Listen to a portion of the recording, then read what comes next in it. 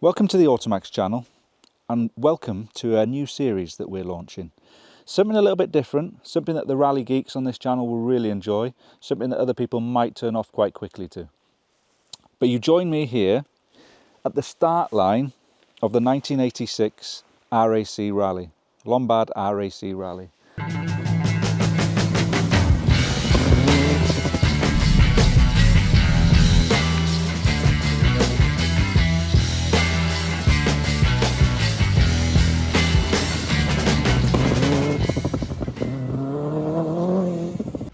Coed Y Brenin, another story of water everywhere, with a major mud problem for the backmarkers, who are of course the backbone of the rally.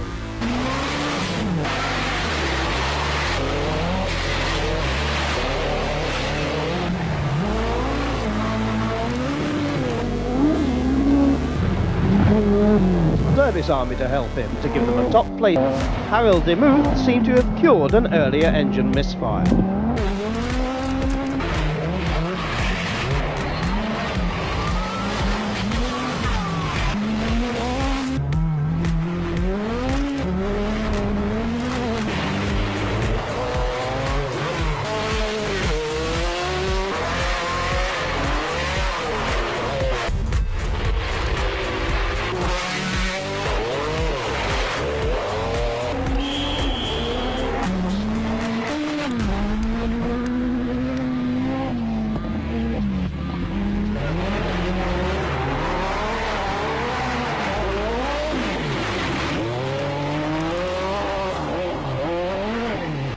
This is stage 39, the Coed Y Brenin stage.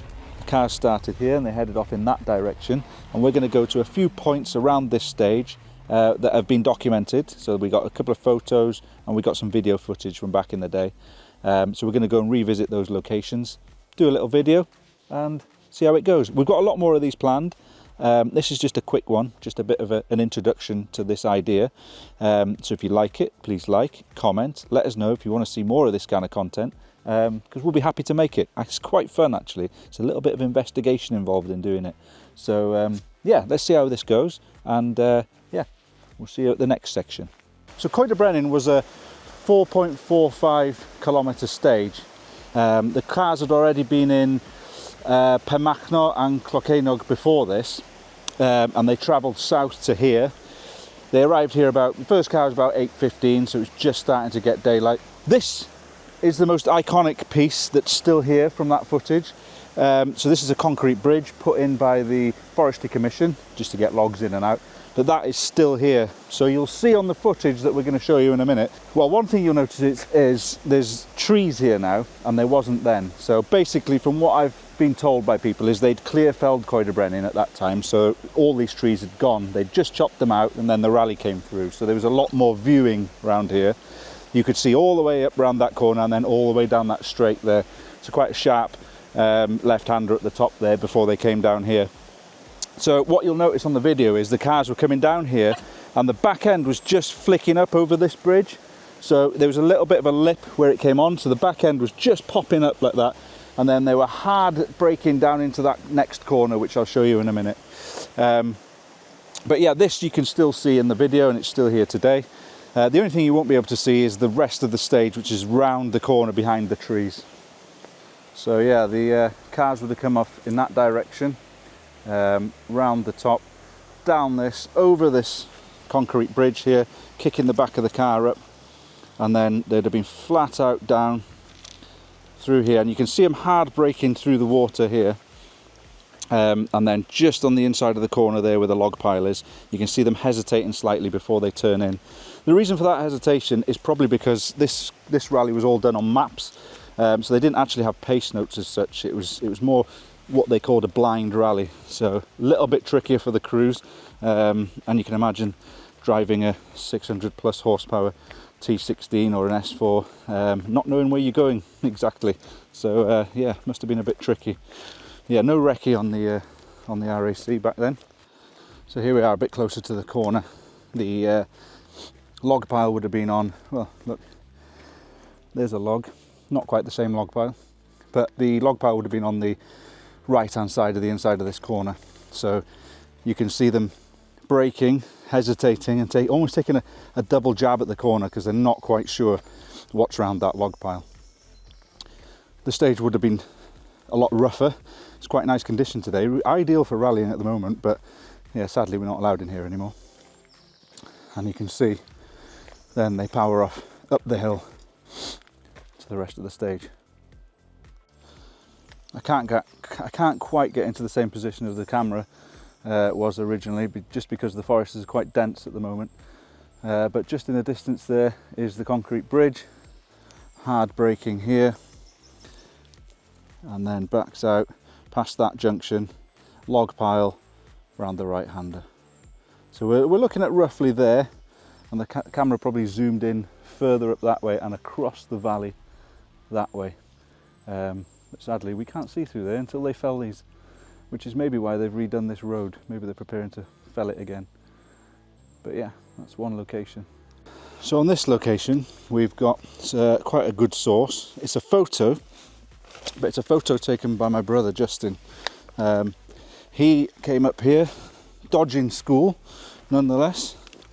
Dodging school, rode his bike up here, and he captured a snapshot of Marco Alen coming round this corner here, and you can see the rock face in the background there where the people are stood, and just in the corner to that junction there, which is a bit overgrown now, is a Mark 1 Fiesta, either XR2 or Super Sport.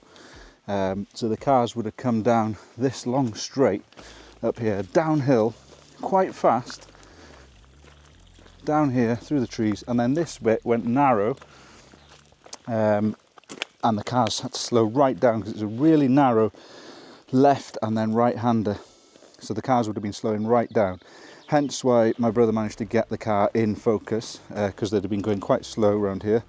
There's this bank that you can see, it's overgrown now, but this bank is just in front of the car, so my brother would have been stood just inside the corner in there somewhere. There's a bit of a ditch there, so he'd have been the other side of that there, looking in this direction. So there we have the rock face with the people sat on it, the XR2 in the corner, and then the Lancia in the shot. About, where would she say? About there. So that's the only shot. That's probably about 1.5 miles away from the concrete bridge that we're going to next. Not the first concrete bridge, but the actually second concrete bridge on this stage. So after here, it was a fast downhill all the way towards the concrete bridge, which I'll show you next. It was very fast down there. They actually, there was 2 ways around the triangle at the bottom, and they put the cars the furthest way around just to slow them down before the concrete bridge, because those cars were probably hitting some speeds down here. So here is the third location.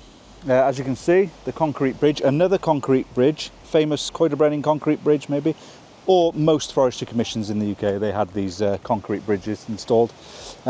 So yeah, this is quite a famous spot. The cars would have come from that direction, which I'll show you in a minute, and then they came across the concrete bridge, left after the concrete bridge. Quite rough on the inside, you'll see a lot of stones and twigs flicking up as they go around that left-hander there, and then off down to the flying finish, which is about 1 mile or so, maybe less than that, probably about 0.5 mile or so down that way. Yeah, so we've got some quite good footage here. I'll spin the camera around and show you in a minute. We've also got some photos from other rallies, the Skip Brown rally and some other rallies that people have sent us of this location, because it was a popular location for spectators in the Coed Y Brenin stage. So we're standing in about roughly the same place as the cameraman, maybe a bit further back he would have been, and he would have zoomed in. But so where the Jeep's parked there, that would have been taped off, and this bit in the middle here is like a triangle, so it's just a grassy stroke tree triangle in the middle of the forest road, and the cars would have come down from this direction. They'd have flashed past that junction and then come out at the bottom here, quite a sharp right-hander there. So they'd have stayed left and then sharp right-hander there, and then they'd have powered up towards us and then round this left-hander and onto the concrete bridge, across the concrete bridge, and then left out of that corner there.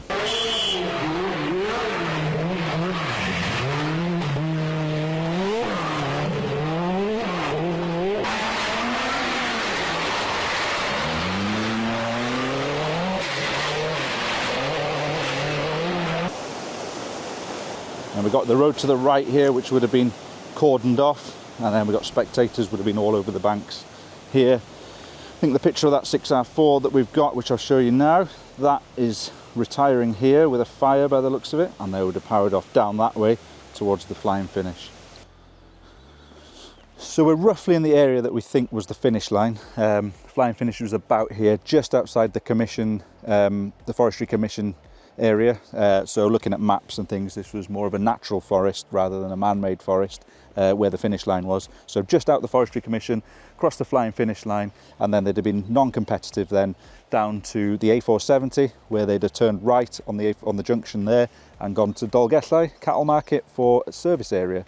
Where the crews could have repaired the cars and yeah, just had a little relax before they carried on south, where they finished in Bath. Actually, they went all through South Wales, Margam Park and some other places, Havrin, and then they finished in Bath, where the ceremonial finish across the ramp was. The winner of the rally was Timo Salonen. The winner of this stage, Timo Salonen and Marco Alen, got joint fastest stage times on this stage. So 2:05 T16 driven by Timo Salonen, and Marco Alen was in a Lancia S4, Lancia Delta S4.